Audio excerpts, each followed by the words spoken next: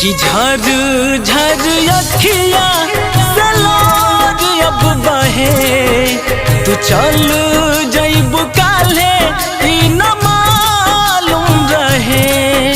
कि झर झर अखिया से लोर अब बहे, तू चल जइब काले ई न मालूम रहे।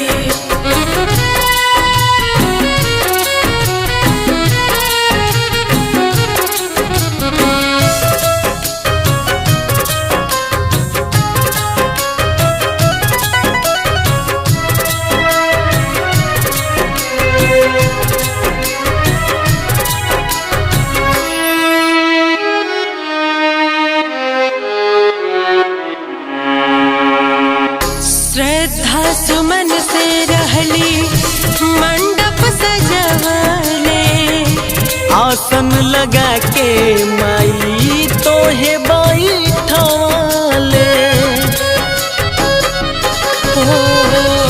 श्रद्धा सुमन से रहली मंडप सजवले, आसन लगा के माई तोहे बैठले, तोहे बैठले। तोहर सुन के विदाई मई,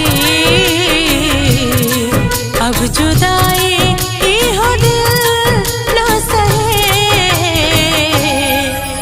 कि झर झर अखिया से लोर अब बहे, तू चल जइब काले ई न मालूम रहे। कि झर झर अखिया से लोर अब बहे, तू चल जइब काले ई न मालूम रहे।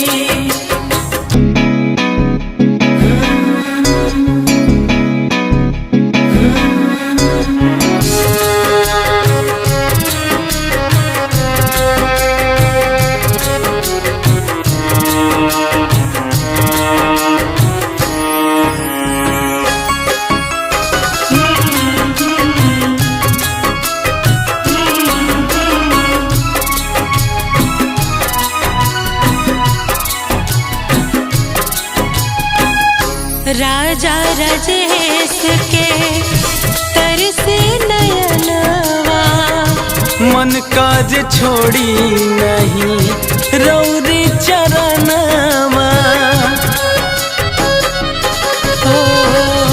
महिपाल साहिल के तरसे नयनवा, मन काज छोड़ी नहीं रौरी चरण